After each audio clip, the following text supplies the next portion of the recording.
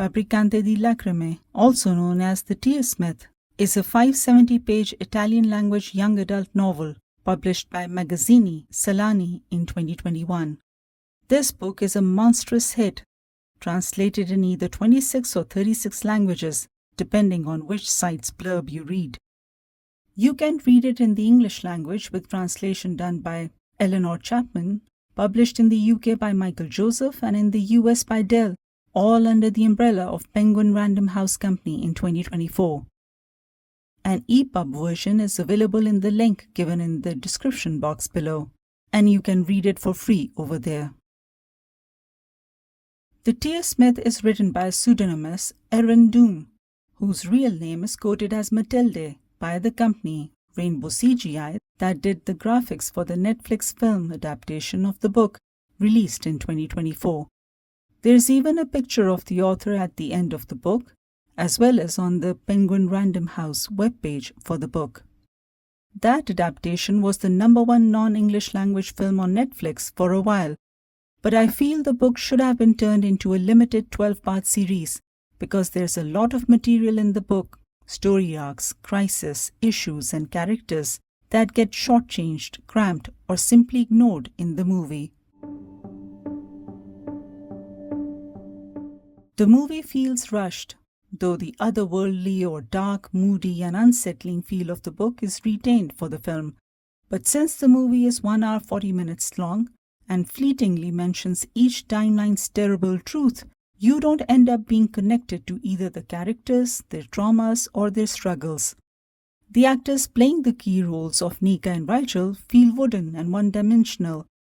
The female lead looks too mature and refined and supermodelish to be Nica, and the male lead looks like he's gone through some cosmetic procedure or two to get those cheekbones. His hairstyle has more expressions than he does. And you don't care about the forbidden romance either, which is what a teen romance movie is supposed to do, and this one doesn't. But the book is another story altogether. It has depth and meaning, very real-world problems that go beyond the usual teenage rebellious streak or sexual angst.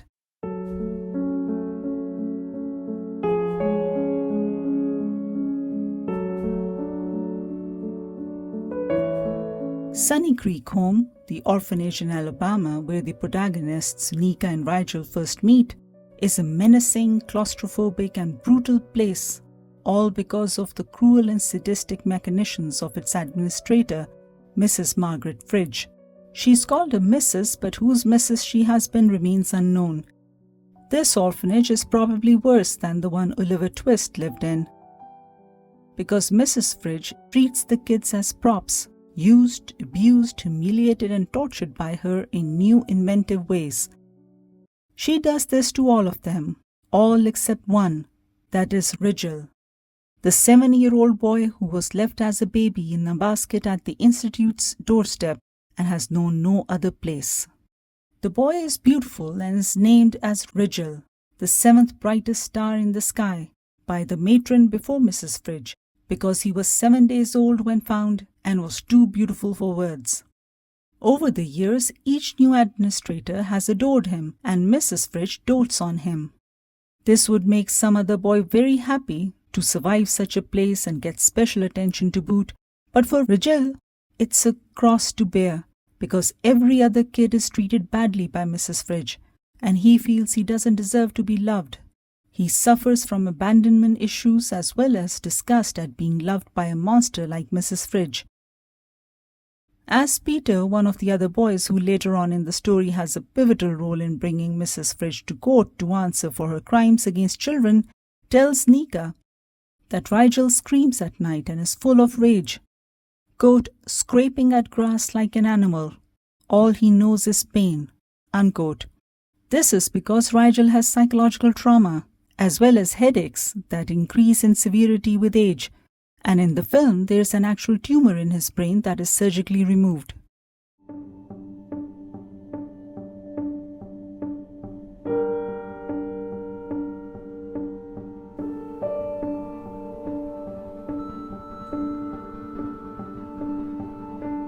Imagine a literal Russian roulette being played out daily right in front of you, and you are unable to help anyone.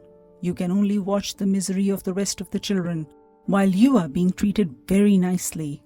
So he is pleasant with everyone, but he spends a lot of his time alone by himself. He doesn't seek out other children's company, and is feared by other children, lest they attract the wrath of Mrs. Fridge. Hence, he has no friends either. Parents who come to the Institute for adoption always pick Rigel, who displays impeccable manners in front of them, but always refuses to leave, and his wishes are accepted by Mrs. Fridge, who wants to keep him there. Forever, I think. He wears a charming mask for adults, and this is something that I wish they had shown in the film.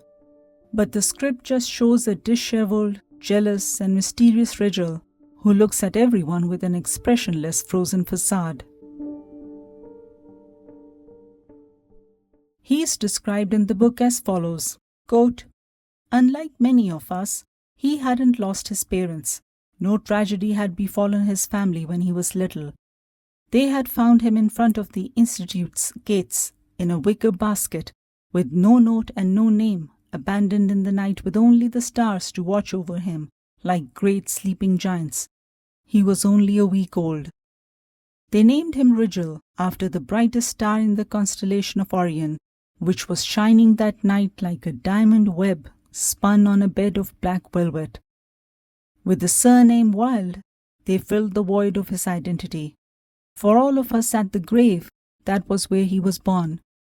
It was obvious even from his appearance that the night shone through his skin as pale as the moon, and his black eyes stared with the steadiness of someone unafraid of the dark. Ever since he was a child, Rigel had been the jewel in the grave's crown. The son of the stars, the matron before Mrs. Fridge had called him. She adored him so much that she taught him to play the piano. She would sit with him for hours with a patience that never extended to the rest of us, and with note after note she transformed him into an impeccable boy who shone out against the grey walls of the Institute. Rigel seemed as good as he looked. He had perfect teeth and got good grades. The matron would sneak him candy before dinner. He was the child everybody would have wanted." Unquote.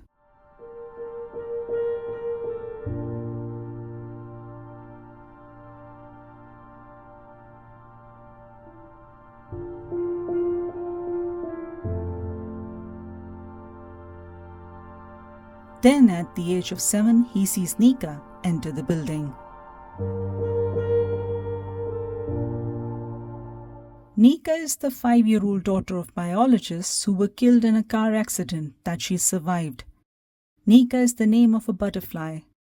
With no next of kin to support her, she is packed off to the orphanage from hell, where she is introduced to the cold and calculating administrator, Mrs. Margaret Fridge, who reminds her that she cannot bring anything from her past life there. Which is not only weird but also extremely cruel when you think about it. Imagine being made to feel unwanted in an institution that's supposed to protect you, and where you're told that you cannot keep mementos of your loved ones. Nica's mother's necklace heirloom that she brought is snatched away, and unbeknownst to her, kept safe by Rigel. Oh yes, Rigel, the 7-year-old has fallen for the 5-year-old. I don't know which planet that usually happens on, but that's the story here, and that's what we have to believe, because the aloof Rigel's every move is from there on to protect the vulnerable Nica, who is targeted by Mrs. Fridge over imagined slights and perceived disobedience. Whenever Nica displeases Mrs. Fridge, she's tied up in a dark, unlit basement for hours on end. Scared, at her wits' end, she cries herself to sleep, delirious with pain, but always is comforted by someone who quietly holds her hand in the dark without saying a word. Nica always believes that it's her bosom friend Adeline who comforts her, but it was always Rigel. He also saves Nica from punishment by taking blame for Nica's mistakes, but he never has anything nice to say to her. So they coexist, but Nica is afraid of Rigel because he is never nice to her, never talks to her, and even when she tries to show care for him, he brushes her off. This is his defense mechanism. I mean, he's not an adult any more than she is, and he knows that wrath of Mrs. Fridge will descend on anyone who dares to be next to him. As Nica says in the book, quote, I had learned to see beneath his smiles, his pale lips, the mask of perfection he wore with everybody else. I knew that he harbored the night within him, and that hidden in the folds of his soul was the darkness he had been plucked from. Rigel always acted strangely with me. I had never been able to explain it. It was as if I had somehow done something to deserve that behavior, his distant, silent glares. Unquote. Well, the prepubescent boy had feelings for the girl, and of course she doesn't know. She will in time. Nica has survivor's guilt. She also has a deep interest in protecting, preserving, and rescuing insects, wasps, beetles, birds, and butterflies. This tenderness towards small creatures is inherited from her parents, especially her mom. They were biologists, and she remembers what her mother used to say. There's a small anecdote about how she cured an injured sparrow, and it's foreshadowing how she conquers Rigel's fears as well as her own. Quote, He pecked me when I tried to check on his wing. He tried to stay away from me, but every time I persisted with tenderness. I made him a bed out of grass and leaves and whispered to him to be patient. And the day he got better, the day he flew away from my hands, was the first time in my life I felt a little less dirty and dull. I felt a little more alive, a little freer. Unquote. This is in Chapter 4, Band-Aids. The beauty within Nica is her kindness, the way she makes everyone better and sees the best in everyone.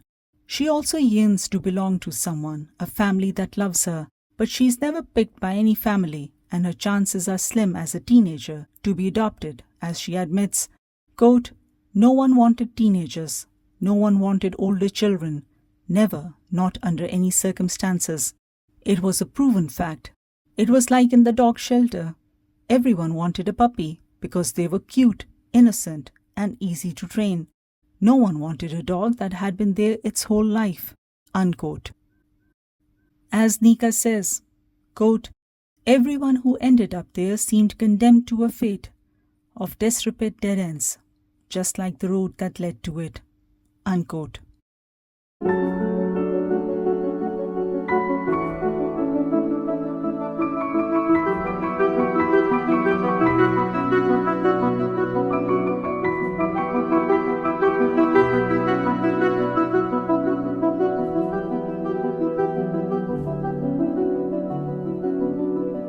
Coming back to the story, Nica wants to escape and get the chance in life denied to her till the age of 19, when as an adult she can leave Sunny Creek home and be on her own. A grieving couple, Anna and Norman, who have lost their teenage son, come looking for a teenage girl to take home as daughter.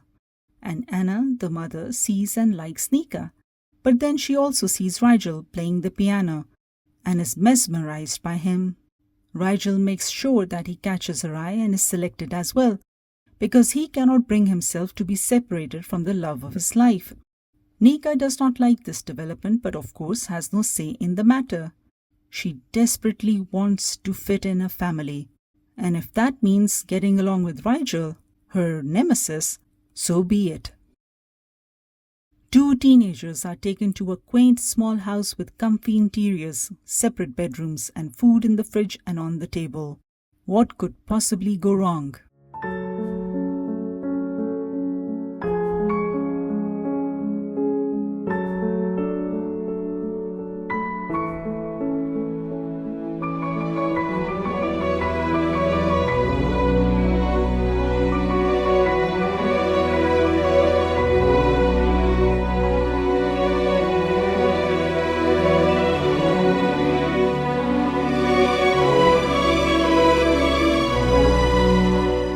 They are to live as brother and sister, study in a safe, secure, and loving environment. Anna and Norman are thoughtful surrogate parents. Rigel immediately thinks that all that they wanted to do was replace the pain of losing their son by having another son, so he still feels inadequate and minds his own business. Nica is apprehensive for similar reason, but also because she doesn't want Rigel to mess it up for her. The only problem is, Rigel can never think of her as a sister, and she doesn't think of him as a brother either. And therein lies the catch.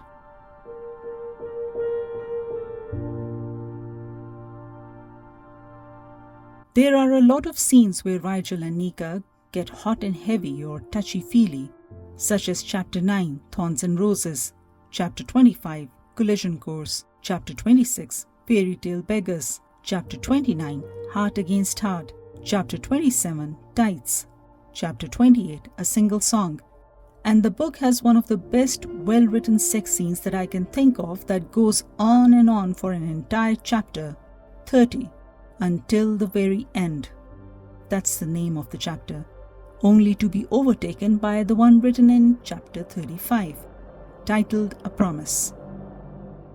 Now, incest or presumed incest is taboo, and what can be done or should be done when love or sexual relationship exists between adopted teenagers, 17 and 19 years of age, that could have been explored in its full intensity in the film or some series, but it isn't.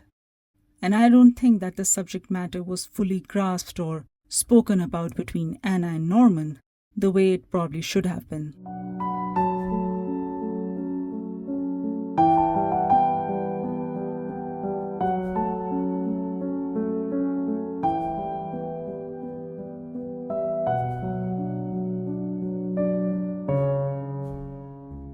In Chapter 38, Beyond All Measure, Rigel explains away his promiscuity at the orphanage while proposing to Nica as follows. Because unlike in the movie where Rigel is lonesome dove and puritanical, he gets around with the girls in the orphanage in the book. Quote, I was with her because I looked for you in everyone else, but no one ever had enough freckles. No one ever had your hair or eyes that were pale enough. But if love exists, then it has your eyes, your voice, and your damn band-aids on its fingers. Unquote. It would have been nice if they had included that in the film. By the end of the novel, Rigel is sending satellites into space. He still has his headaches from time to time, but is otherwise doing okay. Nica is a veterinarian. He is 34, she is 32, and they have a 5-year-old daughter called Rose.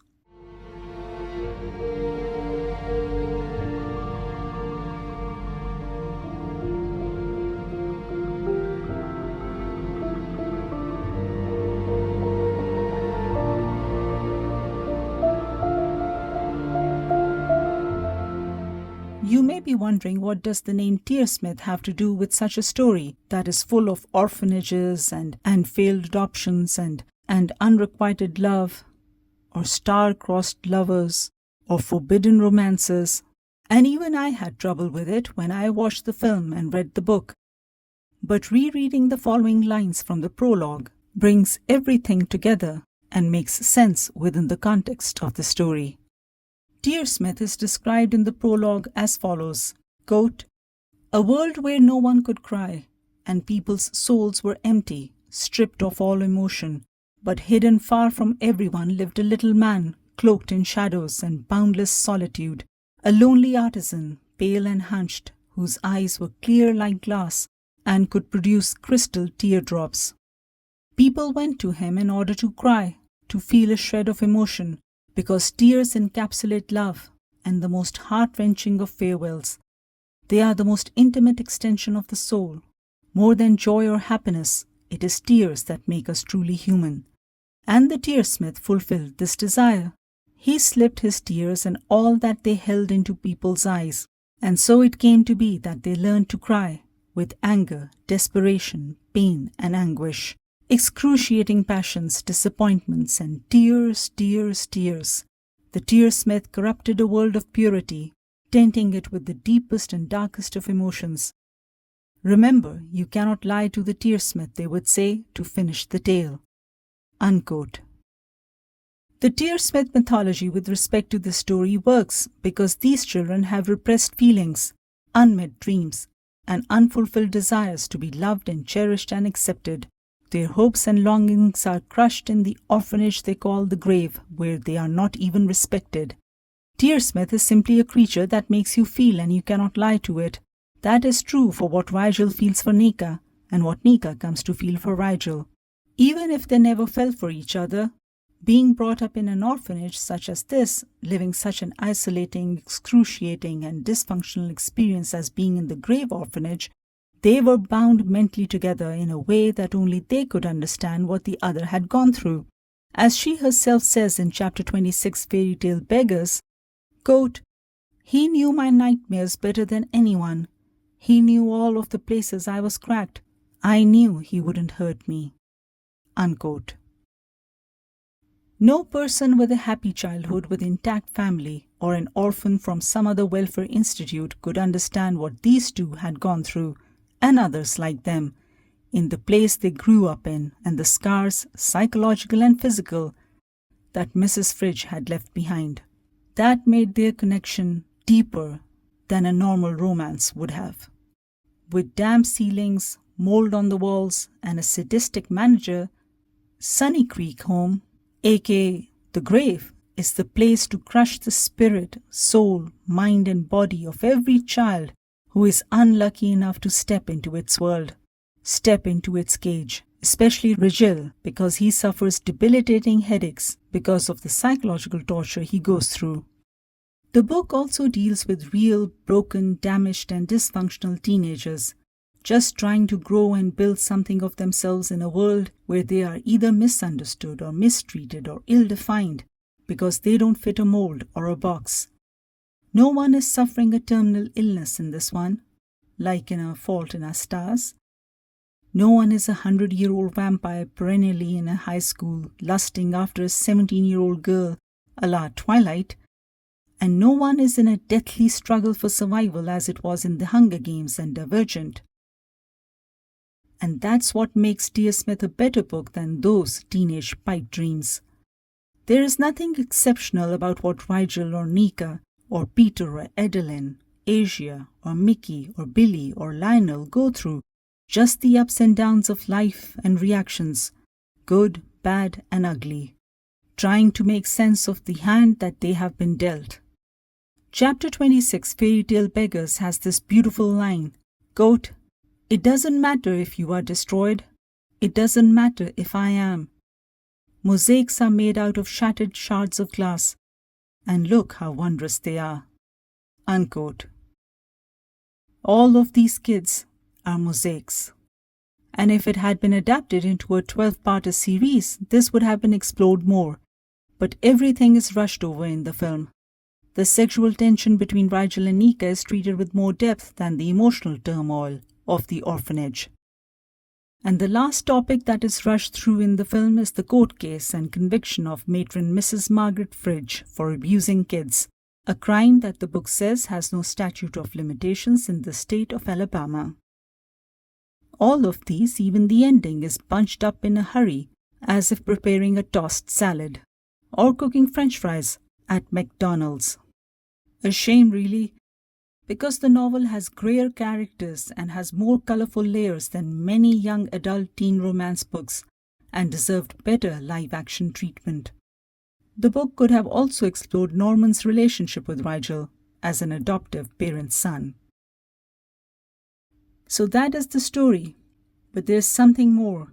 There's something beautiful and over the top that the author writes in the Acknowledgements section, where she addresses her readers and says, quote, "I hope you know that crying is human. Crying means feeling, and there's nothing wrong with that. There's nothing wrong with collapsing and letting go. It doesn't mean we are weak. It means we are alive, that our hearts are beating, worrying, and burning with emotions. I hope you know that. You don't need to be scared of not being perfect. No one is perfect. And fairy tales are also for those who don't think they deserve them, even for those who think they are too different and broken to want one at all. Look for them. Do it. Don't give up. They are not always easy to find. Sometimes they are hidden in a person, in a place, in a feeling, or inside you. Sometimes they are a bit worse for wear, but they are there, before your eyes, waiting to be discovered. And I hope you know that we all have our Tearsmith, and all of us in turn are someone else's. Unquote. What a beautiful, beautiful passage to end the novel on. So that is the food for thought that she leaves the readers with, and that is how I am going to end my review as well. Thank you for listening.